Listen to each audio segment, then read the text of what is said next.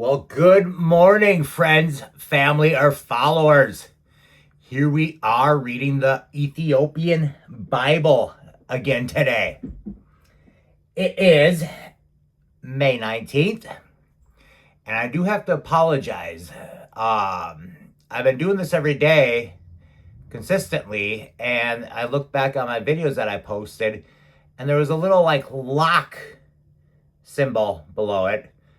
And then my other ones had a globe. And I'm like, what's the difference? And did a little investigating. Turns out my last 4 of them that I posted were private. How that switched randomly, I'm not sure. But I switched them all back to public, so anyone should be able to view them. So I'm sorry if it seemed like I wasn't doing it for a while there. But anyways, that was kind of a bummer that I figured that out a little bit late. Ethiopian Bible by Timeless Lore. We are currently on Genesis, book 1. I will be starting chapter 26, and we will be reading through chapter 29 today.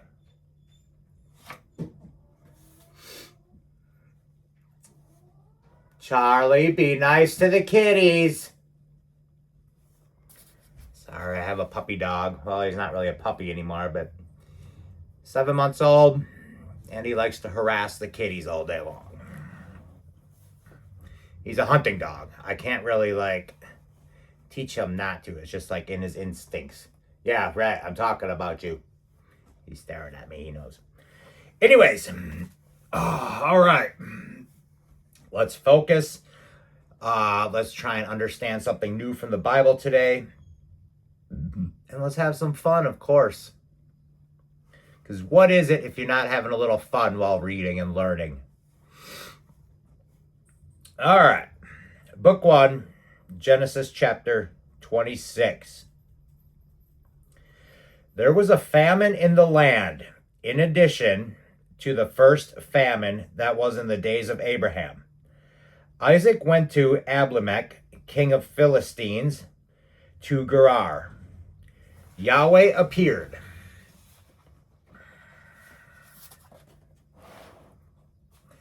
to him and said, "Don't go down into Egypt.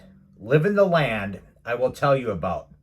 Live in this land, and I will be with you, and I will bless you. For I will give to you and to your offspring all these lands, and I will establish the oath which I swore to Abraham your father. I will multiply your offspring as the stars of the sky, and I will give all these lands to your offspring. In your offspring, all the nations of the earth will be blessed, because Abraham obeyed my voice and kept my requirements, my commandments, my statutes, and my laws." Isaac lived in Gerar. The men of the place asked him about his wife. He said, "She is my sister." For she was afraid to say, "my wife," lest he thought, "the men of the place might kill me for Rebekah, because she is beautiful to look at." When he had been there a long time, Abimelech, king of the Philistines, looked out a window and saw, and behold, Isaac was caressing Rebekah his wife. Abimelech called Isaac and said, "Behold, surely she is your wife. Why did you say she is my sister?" Isaac said to him, "Because I said, lest I die because of her." Abimelech said, "What is this you have done to us? One of the people might easily have lain with your wife, and you would have brought guilt on us." Abimelech commanded all the people, saying, "He who touches this man or his wife will surely be put to death." Isaac sowed in the land, and reaped in the same year 100 times what he planted. Yahweh blessed him. The man grew great and grew more and more until he became very great. He had possessions of flocks, possessions of herds, and a great household. The Philistines envied him. Now all the wells which his father's servants had dug in the days of Abraham, his father, the Philistines had stopped and filled with earth. Abimelech said to Isaac, "Go away from us, for you are much mightier than we." Isaac departed from there and camped in the valley of Gerar and lived there. Isaac dug again the wells of water which they had dug in the days of Abraham his father, for the Philistines had stopped them after the death of Abraham. He called their names after the names by which his father had called them. Isaac's servants dug in the valley and found there was a well of flowing water. The herdsmen of Gerar argued with Isaac's herdsmen, saying, "The water is ours." So he called the name of the well Esek. Because they contended with him, they dug another well, and they argued over that also. So he called his name Sitnah. He left that place and dug another well. They didn't argue over that one. So he called it Rehoboth. He said, "For now Yahweh has made room for us, and we will be fruitful in the land." He went up from there to Beersheba. Yahweh appeared to him the same night, and said, "I am the God of Abraham your father. Do not be afraid, for I am with you, and I will bless you and multiply your offspring for my servant Abraham's sake." He built an altar there and called on Yahweh's name, and pitched his tent there. There Isaac's servants dug a well. Then Abimelech went to him from Gerar with Ahuzath his friend, and Pekol the captain of his army. Isaac said to them, "Why have you come to me, since you hate me, and have sent me away from you?" They said, "We saw plainly that Yahweh was with you." We said, "Let there now be an oath between us, even between us and you, and let's make a covenant with you, that you will do us no harm, as we have touched you, and as we have done to you nothing but good, and have sent you away in peace. You are now blessed of Yahweh." He made them a feast, and they ate and drank. They rose up sometime in the morning and swore an oath to one another. Isaac sent them away, and they departed from him in peace. The same day Isaac's servants came and told him concerning the well which they had dug, and said to him, "We have found water." He called it Sheba. Therefore the name of the city is Beersheba to this day. When Esau was 40 years old, he took as wife Judith, the daughter of Beeri the Hittite, and Basemath, the daughter of Elon the Hittite. They grieved Isaac and Rebekah's spirits. All right, that completes that chapter. Chapter 27. When Isaac was old and his eyes were dim, so that he could not see, he called Esau, his elder son, and said to him, "My son." He said to him, "Here I am." He said, "See now, I am old. I don't know the day of my death. Now, therefore, please take your weapons, your quiver, and your bow, and go out to the field and get me venison. Make me savory food such as I love, and bring it to me, that I may eat, and that my soul may bless you before I die." Rebekah heard when Isaac spoke to Esau his son. Esau went to the field to hunt venison and to bring it. Rebekah spoke to Jacob her son, saying, "Behold, I heard your father speak to Esau your brother, saying, 'Bring me venison, and make me savory food, that I may eat and bless you before Yahweh before my death. Now therefore, my son, obey my voice according to that which I command you. Go now to the flock and get me 2 good young goats from there. I will make them savory food for your father, such as he loves. You shall bring it to your father, that he may eat, so that he may bless you before his death. Jacob said to Rebekah his mother, Behold, Esau, my brother is a hairy man, and I am a smooth man. What if my father touches me? I will seem to him as a deceiver, and I would bring a curse on myself and not a blessing. His mother said to him, Let your curse be on me, my son. Only obey my voice and go get them for me. He went and got them and brought them to his mother. His mother made savory food, such as his father loved. Rebekah took the good clothes of Esau, her elder son, which were her in the house, and put them on Jacob, her younger son. She put the skins of the young goats on his hands and on the smooth of his neck. She gave the savory food and the bread, which she had prepared, into the hand of her son Jacob. He came to his father and said, My father. He said, Here I am. Who are you, my son? Jacob said to his father, I am Esau, your firstborn.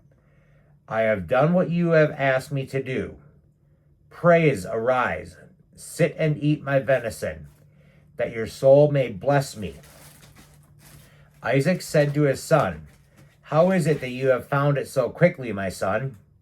He said, Because Yahweh, your God, gives me success. Isaac said to Jacob, Please come near, that I may feel you, my son, whether you are really my son Esau or not. Jacob went near to Isaac his father.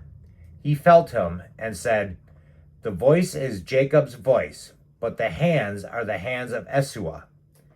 He didn't recognize him because his hands were hairy, like his brother Esau's hands. So he blessed him. He said, Are you really my son, Esau? He said, I am. He said, Bring it near to me, and I will eat my son's venison, that my soul may bless you. He brought it near to him, and he ate. He brought his wine, and he drank. His father Isaac said to him, Come near now, and kiss me, my son. He came near and kissed him. He smelled the smell of his clothing, and blessed him, and said, Behold, the smell of my son is as the smell of a field which Yahweh has blessed. God gave you of the dew of the sky, of the fatness of the earth, and plenty of grain and new wine. Let peoples serve you, and nations bow down to you. Be Lord over your brothers. Let your mother's son bow down to you. Cursed be everyone who curses you. Excuse me. Blessed be everyone who blesses you. As soon as Isaac had finished blessing Jacob, and Jacob had just gone out from the presence of Isaac his father, Esau, his brother, came in from his hunting. He also made savory food and brought it to his father.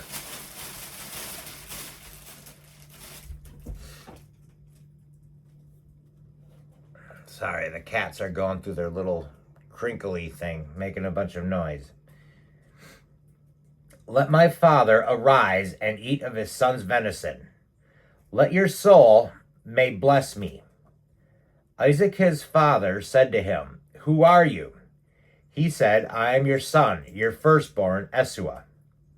Isaac trembled violently and said, Who, then, is he who has taken venison and brought it to me, and I have eaten of all before you came, and have blessed him?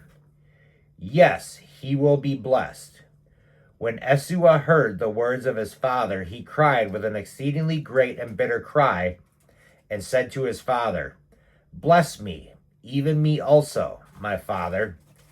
He said, "Your brother came with deceit and also taken away your blessing."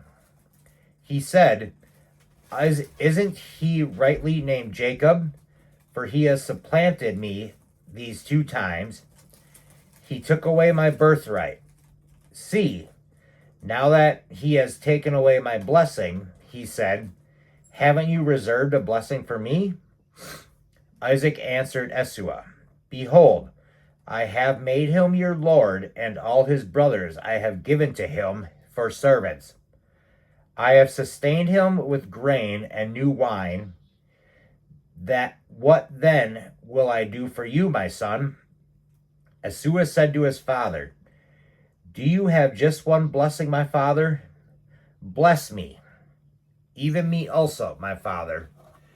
Esau lifted up his voice and wept. Isaac his father answered him, "Behold, your dwelling will be of the fatness of the earth, and of the dew of the sky from above. You will live by your sword, and you will serve your brother.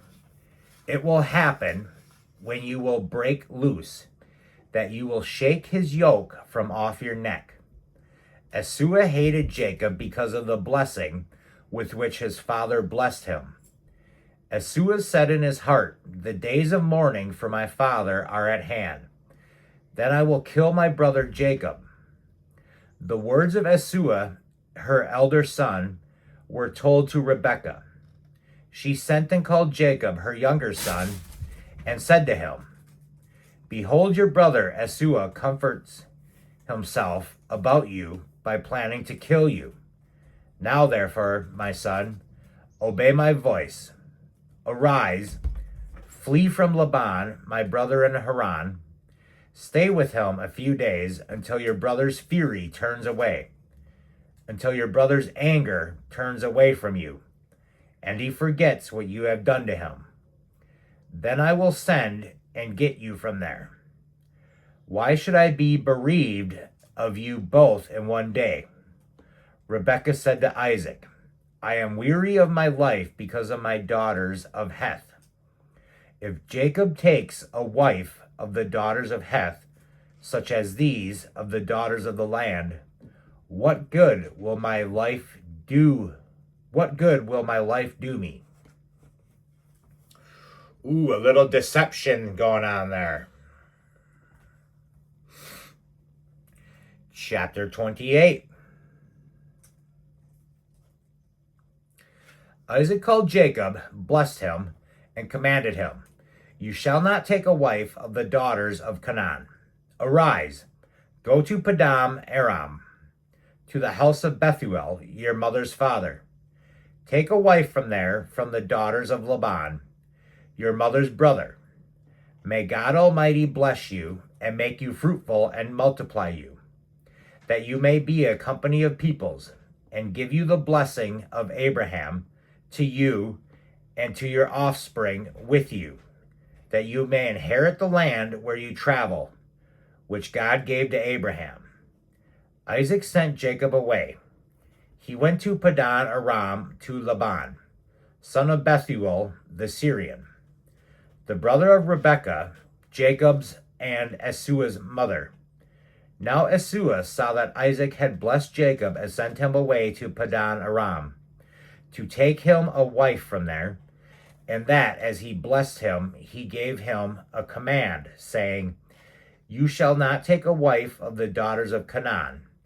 And that Jacob obeyed his father and his mother, and was gone to Padan Aram.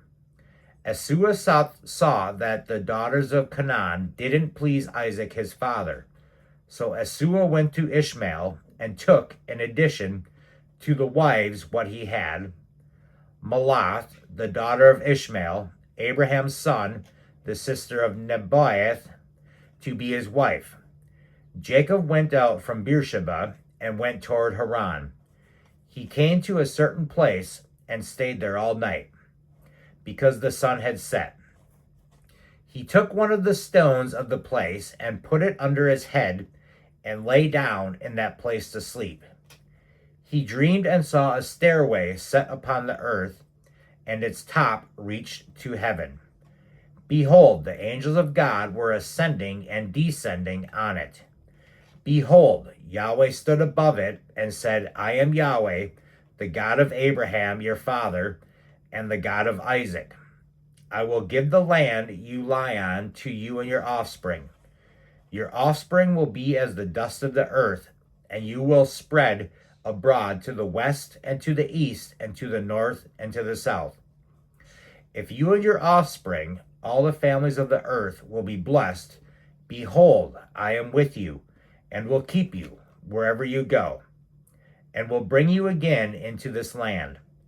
For I will not leave you until I have done that which I have spoken of to you. Jacob awakened out of his sleep and said, Surely Yahweh is in this place, and didn't know it. He was afraid and said, How awesome this place is. This is none other than God's house, and this is the gate of heaven. Jacob rose up early in the morning and took the stone that he had put under his head, and set up a little pillar and poured oil on its top. He called the name of that place Bethel, but the name of the city was Luz at the first. Jacob vowed a vow, saying, If God will be with me, and I will keep in this way that I go, and I will give me bread to eat and clothes to put on, so that I come again to my father's house in peace, and Yahweh will be good, then this stone which I have set up for a pillar to be God's house, of all that you will give me, I will surely give a tenth to you. Okay.